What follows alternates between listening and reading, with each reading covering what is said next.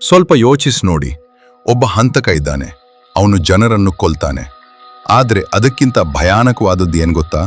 ಅವನು ಪೊಲೀಸ್ ಜೊತೆ ಆಟ ಆಡ್ತಾನೆ, ಪತ್ರಿಕೆಗಳಿಗೆ ಪತ್ರ ಬರೀತಾನೆ, ಕೋಡ್ಗಳಲ್ಲಿ ಸಂದೇಶ ಕಳಿಸ್ತಾನೆ. ಮತ್ತು ದೊಡ್ಡ ವಿಷಯ ಏನು ಅಂದ್ರೆ, ಇಷ್ಟು ವರ್ಷವಾದ್ರೂ ಅವನು ಯಾರು ಅನ್ನೋದು ಯಾರಿಗೂ ಗೊತ್ತಿಲ್ಲ. ಇದು ಜಗತ್ತಿನ ಪ್ರಸಿದ್ಧ ಅನ್ಸಾಲ್ವ್ಡ್ ಕೇಸ್ಗಳಲ್ಲಿ ಒಂದಾದ ಝೋಡಿಯಾಕ್ ಕಿಲ್ಲರ್ ಮಿಸ್ಟ್ರಿ. 1968 ಡಿಸೆಂಬರ್ 20 ಅಮೆರಿಕಾದ ಕ್ಯಾಲಿಫೋರ್ನಿಯಾದಲ್ಲಿರುವ ಒಂದು ತುಂಬಾ ಒಂಟಿ ರೋಡ್, ಲೇಕ್ ಹರ್ಮನ್ ರೋಡ್.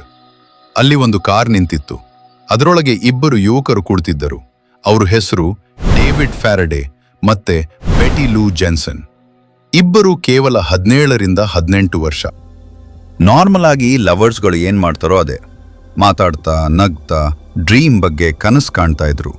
ಆದರೆ ಕೆಲವು ಮಿನಿಟ್ಸ್ಗಳಲ್ಲಿ ಎಲ್ಲನೂ ಚೇಂಜ್ ಆಗುತ್ತೆ. ಒಂದು ಕಾರ್ ಸ್ಲೋ ಆಗಿ ಅವ್ರ ಕಾರ್ ಹತ್ತಿರ ಬಂದು ನಿಲ್ಲುತ್ತೆ. ಯಾರೋ ಒಬ್ಬ ವ್ಯಕ್ತಿ ಹೊರಗೆ ಬರ್ತಾನೆ. ಯಾವುದೇ ಜಗಳ ಇಲ್ಲ, ಯಾವುದೇ ಮಾತಿಲ್ಲ. ಸಡನ್ ಆಗಿ ಫೈರ್ ಸೌಂಡ್. ಕೆಲವು ಸೆಕೆಂಡ್ಸ್ಗಳಲ್ಲಿ ಇಬ್ಬರು ನೆಲದಲ್ಲಿ ಬೀಳ್ತಾರೆ. ಪೊಲೀಸ್ ಬಂದಾಗ ಅವ್ರಿಗೆ ಒಂದು ವಿಷಯ ಮಾತ್ರ ಸ್ಪಷ್ಟ ಆಗುತ್ತೆ, ಇದು ಸಾಮಾನ್ಯ ಕಳ್ಳತನ ಅಲ್ಲ, ಇದು ತುಂಬಾ ಪ್ಲಾನ್ ಮಾಡಿರೋ ಹತ್ಯೆ. ಆದ್ರೆ ಯಾರು ಮಾಡಿದ್ರು, ಯಾಕೆ ಮಾಡಿದ್ರು, ಅದಕ್ಕೆ ಆನ್ಸರ್ ಸಿಗಲ್ಲ. ಆ ಟೈಮ್ನಲ್ಲಿ ಯಾರಿಗೂ ಗೊತ್ತಿರಲಿಲ್ಲ ಇದು ಜಸ್ಟ್ ಸ್ಟಾರ್ಟ್ ಅಂತ.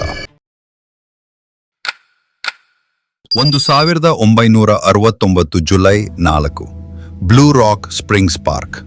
ಒಂದು ಕಪಲ್ಸ್ ಕಾರ್ನಲ್ಲಿ ಕೂತಿರ್ತಾರೆ. ಅವ್ರ ಹೆಸರು ಡಾರ್ಲಿನ್ ಫೆರಿನ್ ಅಂಡ್ ಮೈಕಲ್ ಮಜೋ. ಅವ್ರು ಮಾತಾಡ್ತಾ ಇದ್ದಾಗ ಒಂದು ಕಾರ್ ಅವ್ರ ಕಾರ್ ಹಿಂದೆ ಬಂದು ನಿಲ್ಲುತ್ತೆ. ಮೊದಲು ಅವ್ರಿಗನ್ಸುತ್ತೆ ಯಾರೋ ಕಾರ್ ಪಾರ್ಕ್ ಮಾಡಕ್ ನಿಲ್ಸಿದ್ರೇನೋ ಅಂತ ಅನ್ಕೊಳ್ತಾರೆ. ಆದ್ರೆ ಜಸ್ಟ್ ಸೆಕೆಂಡ್ಗಳಲ್ಲಿ ಒಬ್ಬ ವ್ಯಕ್ತಿ ಗನ್ ಹಿಡ್ಕೊಂಡು ಬಂದು ಸ್ಟ್ರೇಟ್ ಆಗಿ ಫೈರ್ ಮಾಡ್ತಾನೆ. ಡಾರ್ಲಿನ್ ಅಲ್ಲೇ ಡೆತ್ ಆಗ್ತಾಳೆ. ಆದ್ರೆ ಮೈಕಲ್ ಅದೃಷ್ಟ ಏನೋ ಗೊತ್ತಿಲ್ಲ, ಅವನ್ ಬದುಕ್ತಾನೆ. ಹಾಸ್ಪಿಟಲ್ನಲ್ಲಿ ಪೊಲೀಸರಿಗೆ ಅವನು ಹೇಳಿದ ಒಂದು ಮಾತು ತುಂಬಾ ವಿಚಿತ್ರವಾಗಿತ್ತು. ಆ ವ್ಯಕ್ತಿ ತುಂಬಾ ಪೀಸ್ಫುಲ್ ಆಗಿದ್ದ. ಅವನು ಯಾವುದೇ ಕೋಪದಲ್ಲಿ ಇದ್ದ ಹಾಗೆ ಕಾಣಿಸ್ಲಿಲ್ಲ. ಏನೋ ಕೆಲಸ ಮುಗ್ಸೋಕ್ ಬಂದಿರೋ ರೀತಿ ಕಾಣ್ತಿದ್ದ. ಇದನ್ ಕೇಳಿ ಪೊಲೀಸ್ ಶಾಕ್ ಆಗ್ತಾರೆ. ಆದ್ರೆ ಇನ್ನೂ ಬಿಗ್ ಶಾಕ್ ಮುಂದೆ ಇತ್ತು. ಸ್ವಲ್ಪ ದಿನಗಳಾದ್ಮೇಲೆ 3 ನ್ಯೂಸ್ ಪೇಪರ್ಗಳಿಗೆ ಲೆಟರ್ಸ್ ಬರ್ತವೆ. ಆ ಪೇಪರ್ಗಳು San Francisco Chronicle, San Francisco Examiner ಹಾಗೆ ವಲೇಜೋ ಟೈಮ್ಸ್ ಹೆರಲ್ಡ್. ಆ ಲೆಟರ್ಸ್ ಮೇಲೆ ಒಂದು ವಿಚಿತ್ರ ಚಿಹ್ನೆ ಇತ್ತು. ಆ ಲೆಟರ್ಸ್ ಮೇಲೆ ಒಂದು ಲೈನ್ ಬರ್ದಿರ್ತಾನೆ, this is the Zodiac speaking ಅಂತ. ಅಂದ್ರೆ ಇಲ್ಲಿ ಮಾತಾಡ್ತಿರೋದು ಝೋಡಿಯಾಕ್ ಅಂತ. ಅಲ್ಲಿಂದಲೇ ಅವನಿಗೆ ಆ ಹೆಸರು ಬಂತು. ಝೋಡಿಯಾಕ್ ಕಿಲ್ಲರ್ ಲೆಟರ್ನಲ್ಲಿ ಅವನು ಒಂದು ಚಾಲೆಂಜ್ ಹಾಕ್ತಾನೆ, ನಾನ್ ಕಳ್ಸಿರೋ ಕೋಡ್ನ ಡಿಕೋಡ್ ಮಾಡಿ, ಇಲ್ದಿದ್ರೆ ನಾನ್ ಇನ್ನಷ್ಟು ಜನರನ್ನ ಕೊಲ್ತೀನಿ ಅಂತ ಚಾಲೆಂಜ್ ಮಾಡಿರ್ತಾನೆ. ಆ ಲೆಟರ್ ಜೊತೆ ಒಂದು ವಿಚಿತ್ರ ಕೋಡ್ ಇತ್ತು. ಅದನ್ನ ಡೊನಾಲ್ಡ್ ಹಾರ್ಡನ್ ಅಂಡ್ ಬೆಟಿ ಹಾರ್ಡನ್ ಅವರು ಡಿಕೋಡ್ ಮಾಡ್ತಾರೆ. ಆ ಕೋಡಲ್ಲಿದ್ದ ಮಾತುಗಳು ಜನರನ್ನ ಬೆಚ್ಚಿ ಬೀಳಿಸುತ್ತೆ. ಅವನ್ ಬರ್ದಿದ್ದು, ನನ್ಗೆ ಜನರನ್ನ ಕೊಲ್ಲೋದು ತುಂಬಾ ಇಷ್ಟ, ಅದು ನನ್ಗೆ ಮಜಾ ಕೊಡುತ್ತೆ ಅಂತ ಬರ್ದಿರ್ತಾನೆ. ಇದನ್ನ ಓದಿದ ಜನರಿಗೆ ಒಂದು ವಿಷಯ ಕ್ಲಿಯರ್ ಆಗುತ್ತೆ, ಇವನು ಕಿಲ್ಲರ್ ಅಷ್ಟೇ ಅಲ್ಲ, ಜನರ ಭಯ ನೋಡಿ ಸಂತೋಷ ಪಡೋ ಸೈಕೋಪ್ಯಾಥ್ ಅಂತ ಗೊತ್ತಾಗತ್ತೆ. 1969 ಸೆಪ್ಟೆಂಬರ್ ಲೇಕ್ ಬೆರಿಯೇಸಾ. ಒಂದ್ ಕಪಲ್ಸ್ ಪಿಕ್ನಿಕ್ ಮಾಡ್ತಾ ಕೂತಿರ್ತಾರೆ. ಅವ್ರ ನೇಮ್ಸ್ ಬ್ರಯನ್ ಹಾರ್ಟ್ನೆಲ್, ಸಿಸಿಲಿಯಾ ಶೆಪರ್ಡ್ ಅಂತ. ಸಡನ್ ಆಗಿ ದೂರದಲ್ಲಿ ಒಬ್ಬ ವ್ಯಕ್ತಿ ಕಾಣಿಸ್ಕೊಳ್ತಾನೆ. ಅವನು ಸ್ಲೋ ಆಗಿ ಅವ್ರ ಕಡೆ ನಡ್ಕೊಂಡು ಬರ್ತಾನೆ. ಅವನ್ ಮುಖ ಕಾಣಿಸೋದಿಲ್ಲ, ಯಾಕೆಂದ್ರೆ ಅವನ್ ಕಪ್ಪು ಹೂಡ್ ಹಾಕೊಂಡಿದ್ದ. ಆ ಹೂಡ್ ಮೇಲೆ ಕೂಡ ಸೇಮ್ ಝೋಡಿಯಾಕ್ ಸಿಂಬಲ್ ಇರುತ್ತೆ. ಮೊದಲು ಅವನ್ ಹೇಳಿದ್ದು, ನನಗೆ ಹಣ ಬೇಕು, ಕಾರ್ ಬೇಕು ಅಂತ ಸಾಯಿಸೋ ರೀಸನ್ ಇಟ್ಕೊಂಡು ಸುಳ್ಳು ಹೇಳ್ತಾನೆ. ವಿತಿನ್ ಸೆಕೆಂಡ್ ಅಲ್ಲಿ ಅವ್ರನ್ನ ಕಟ್ಟ ಹಾಕಿ ಚಾಕ್ನಿಂದ ಚುಚ್ತಾನೆ. ಆದ್ರೆ ಸೆಸಿಲಿಯಾ ಆಫ್ಟರ್ ಆಸ್ಪತ್ರೆಯಲ್ಲಿ ಸತ್ತು ಹೋಗ್ತಾಳೆ. ಬ್ರಯನ್ ಬದುಕ್ತಾನೆ. ಅವನ್ ಎಕ್ಸ್ಪ್ಲನೇಷನ್ ನಿಂದ ಪೊಲೀಸರಿಗೆ ಒಂದು ದೊಡ್ಡ ಕ್ಲೂ ಸಿಗುತ್ತೆ. 1969 ಅಕ್ಟೋಬರ್ ಸ್ಯಾನ್ ಫ್ರಾನ್ಸಿಸ್ಕೋ.